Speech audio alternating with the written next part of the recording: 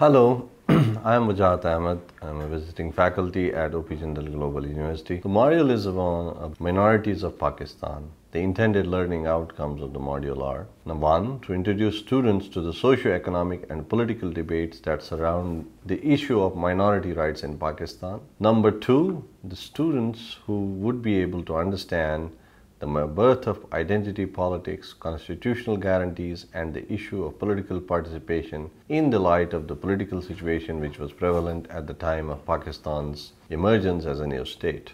The harmonious coexistence of different minority groups within the larger population of the state is a good sign of multiculturalism. The state plays a central role for the protection and promotion of rights of minorities. The state sometimes systematically suppresses the survival of minorities with the perilous legislations to gain majority favor.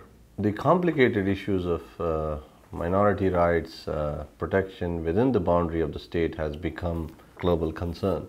The formation of the League after the scourge of the World War I was actually an attempt to minimize the sufferings of the minority communities around the world. One, the failed mandate, however, of the League are hired by the broader plane, what we know today, the United Nations. The vulnerability of the group was one of the reasons to establish immediately the Subcommission on the Prevention of Discrimination and the Protection of Minorities in 1947, a subsidiary body of the Commission on Human Rights of the UN. The area studied because of the personal violations of minority rights around the world has been elaborated manifold. The United Nations has adopted the Declaration on the Rights of Persons Belonging to National or Ethnic, Religious and Linguistic Minorities in 1992, one of the most comprehensive instruments on the protection of minority rights. The Framework Convention for the Protection of National Minorities, adopted in November 1994, imparts legally binding obligations for the protection of national minorities. The demise of colonial regimes brought disintegration of many of the nation states. The two-nation theory of the British Empire in the subcontinent finally brought the division of India into two nations, viz. namely Hindustan and Pakistan. Certain communities on either side faced the wrath of group majoritarian feelings which were almost hidden during the greater part of the British rule. The making of Pakistan came with the plight of minority groups left within the territory of the state. The official position only recognizes the existence of religious minorities in Pakistan and no ethnic or linguistic minorities as well as indigenous people. The 1973 and the subsequent constitution describes the presence of the minorities but nowhere defined the term. The most recent national census of 1998 as well as 20th Periodic Report of Pakistan 2008 submitted to the Committee on the Elimination of All Forms of Racial Discrimination restricts itself only to the religious minorities including Christians, Hindus, Ahmadis, Parsis, Buddhists and Sikhs. This module attempts to explain the general history of minority communities of Pakistan, their present status and the various problems facing them. Origin of the identity politics. The clash of identity sometimes imposes heavy duty on minority community to prove them under the umbrella of national identity. One of the immediate and urgent problems of the newly formed state as well as independence from their colonial masters after the Second World War was to build the nation as well as national identity to be recognized by the rest of the world. Tikekar explains how the British administration managed to convert the social diversity of the South Asian region into social division, emphatically organizing religion as a base of identity. The state identity of Pakistan is historically bound to the acceptance of the demands of the Muslims as a religious minority during the British rule in the undivided India. The dilemma of majority and minority, explains Tikekar, which was merely a political term to get the electoral benefits during the British rule, consolidated the self-attachment towards the community. The search for national identity was an immediate problem for Pakistan from its very inception. The demand of separate nation required some thesis to be separate which could define the distinct national identity. Pakistan ultimately chosen to reject everything which was Indian under the recourse of Islam The minority identity of Muslims during the British rule got transformed into majority identity immediately after the partition, and rest of the population was imposed with the minority identity. The dilemma of state identity of Pakistan remains ambiguous, as majority Muslims' identity, which is Islam as a state religion, subjugates the neutrality of state among different religions. The scholars around the world have discussed many factors which enhance the identity feelings towards the community. In case of South Asia, I.A. Rahman, Director Human Rights Commission of Pakistan, observes in his paper Minorities in South Asia 2003 several factors for the plight of minorities, including the continuation of colonial, patriarchal, and centralized state structures effectively excluding minority groups, constitutionally theoretical safeguards without assured implementation, socioeconomic discrimination, ineffective policies of national integration, and politics of religion. Rahman has indicated one more factor which impinges minority plight in the region, especially Bangladesh, India, and Pakistan, that he calls principle of reciprocity. The atrocities over minority in one region essentially disturb the security of minority and its institutions in other regions. The Babri Masjid demolition of 1992 in India was not a lone instance, but it came in conjunction with the demolition of many temples of Pakistan. Such instances more often amplify the internal integration of the community, loosening the integration with the majority community, the national integration. Pakistan and minorities.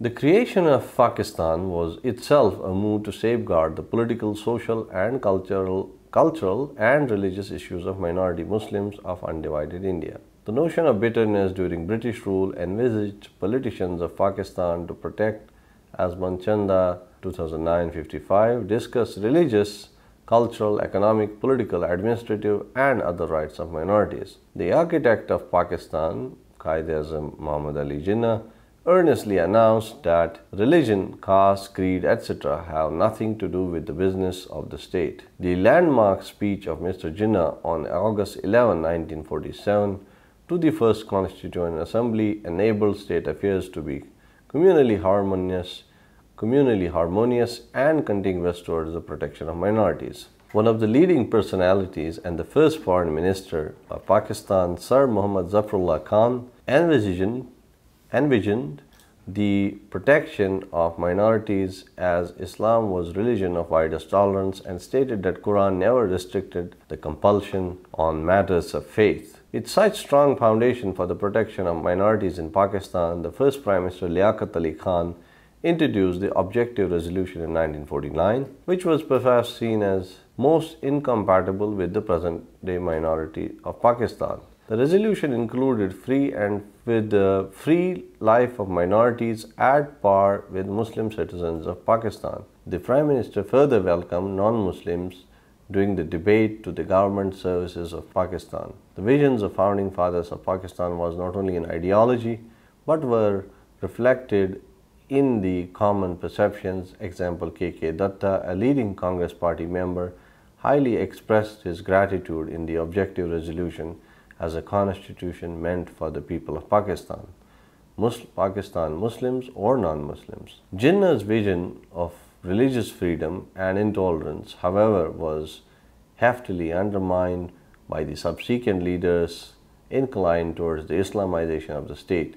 The religio-political forces attempted to influence constitutional mandates by imposing higher degree of Islamic identity through Sharia as laws, making survival of minorities difficult. The period of General Ziaul Haq blatantly overturned the expectations of minorities by introducing stringent laws, particularly blasphemy laws and the separate electorates. The systematic institutions of the Objective Resolution, as discussed, Ahmad 1999-121, to freely profess and practice religion of their own, has been trickily amended in 1985 to the level of omissions of the term freely, indirectly imposing religion other than Islam unconstitutional. The increase of Islamic extremism and the insurgency of radical Islam such as terrorism on the other hand further intensified the Islamization of the state, Manchanda 2009.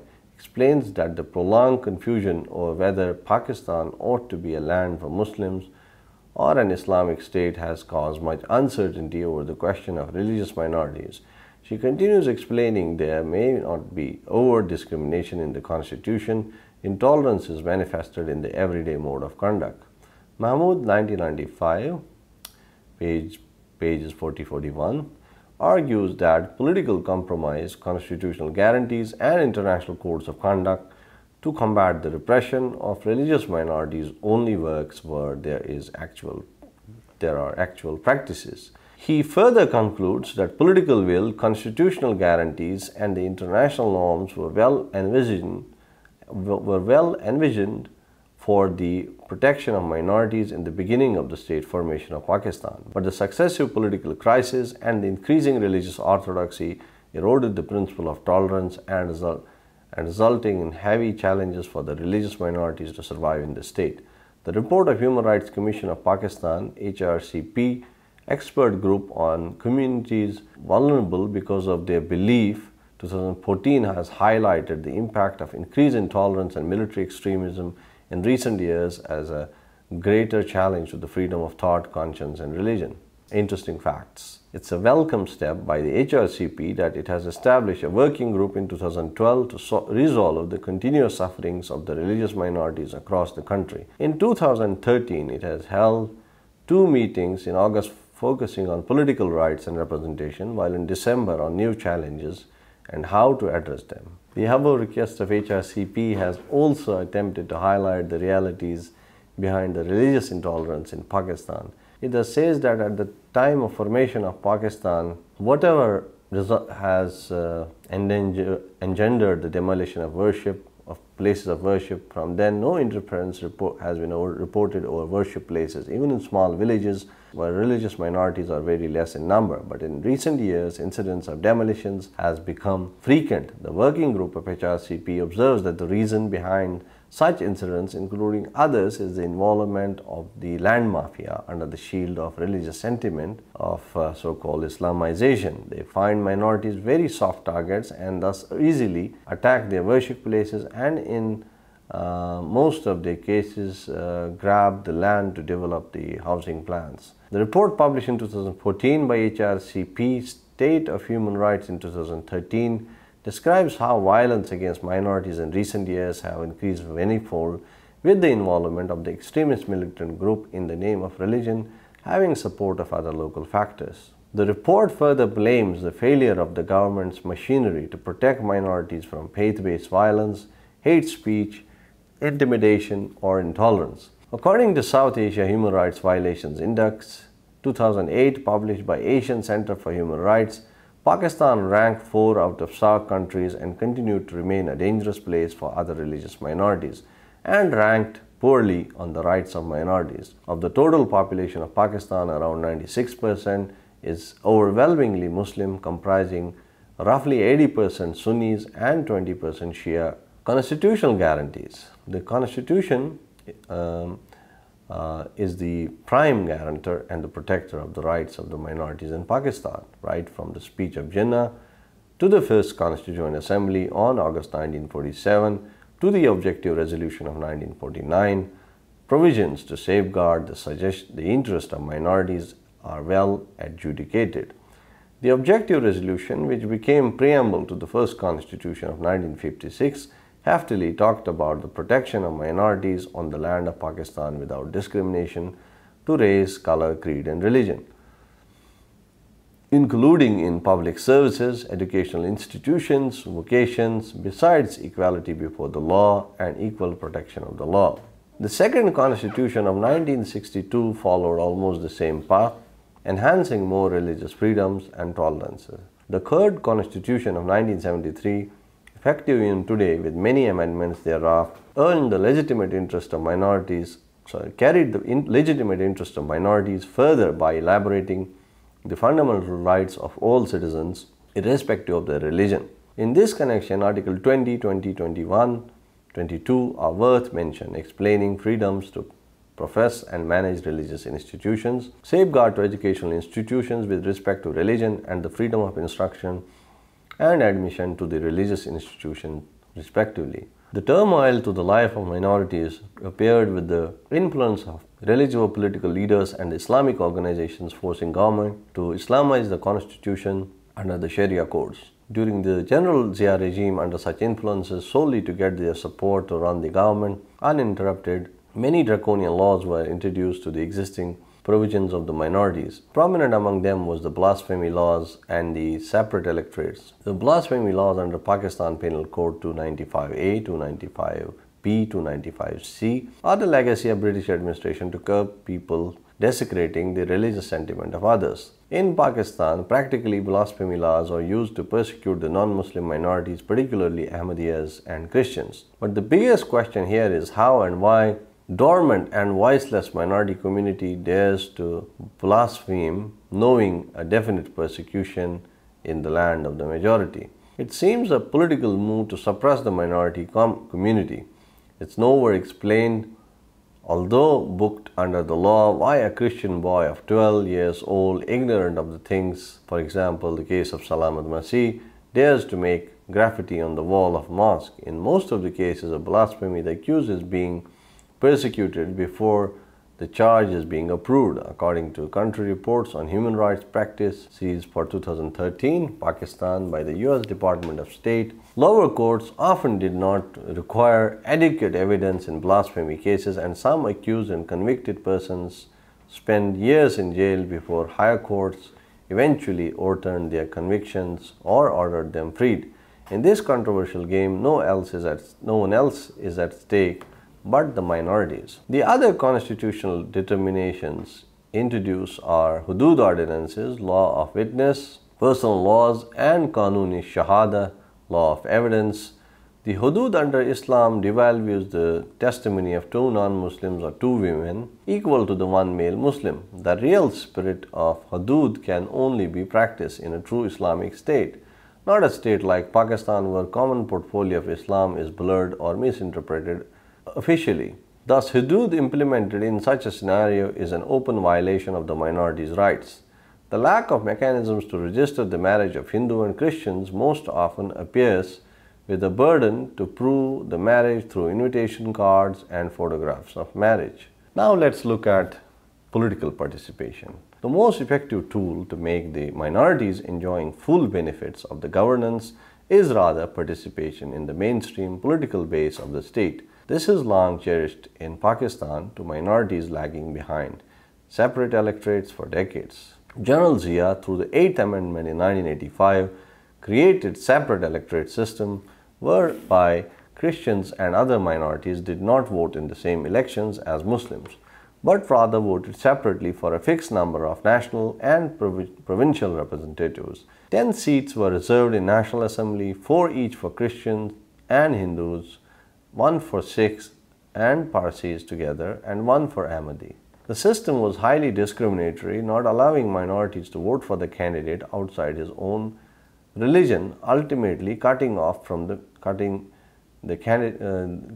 off from the mainstream political base.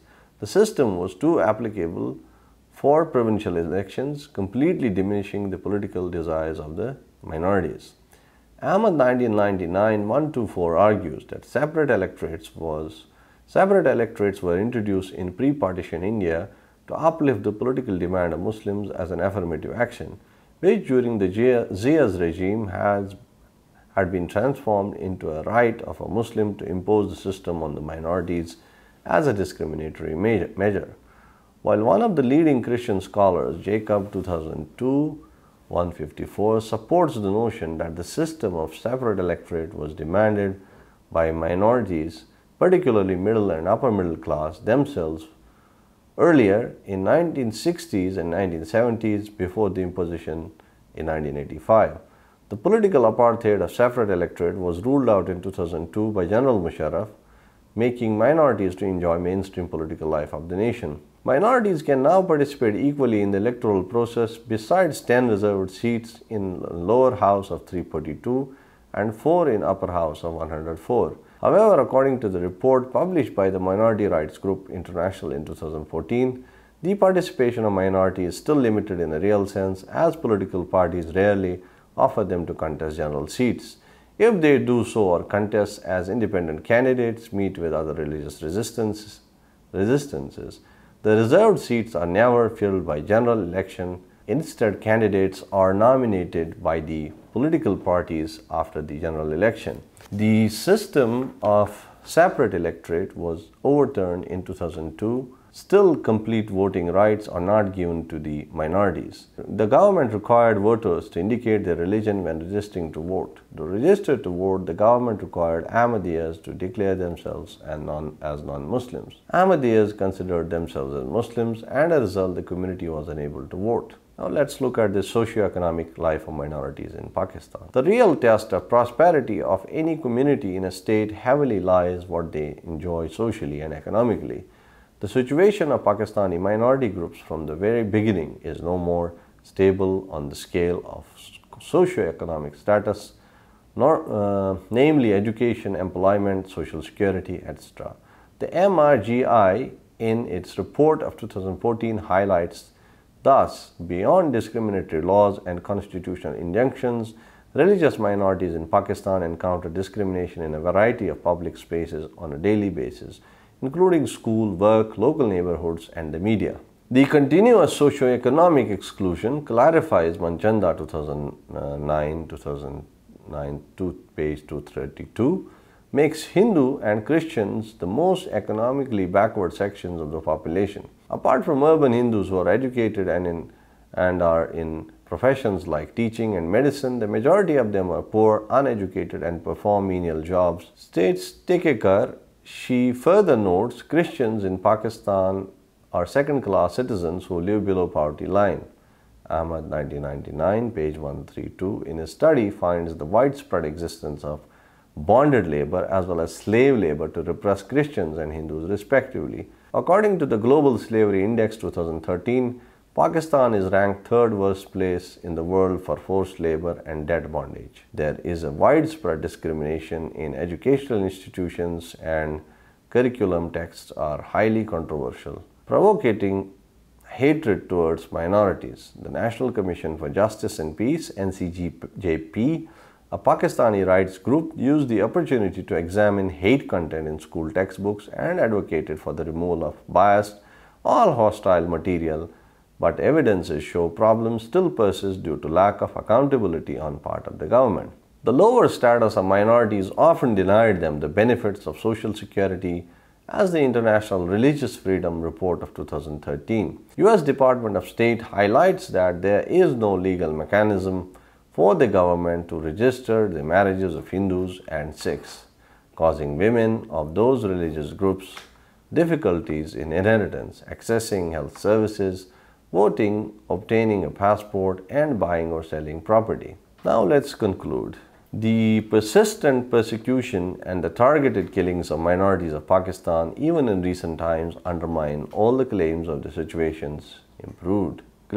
their improved situation. The agencies from around the world regularly attempted to raise the voice in favor of minorities to minimize the vulnerability of communities. The retraction of separate electorate is a welcome step of General Musharraf's government in 2002, but the inclusion since then of minorities in the national politics of the state remains a distant dream. The election of the representatives of minorities should be made more and more participatory, the only means to uplift and ameliorate the near extinct condition of the community.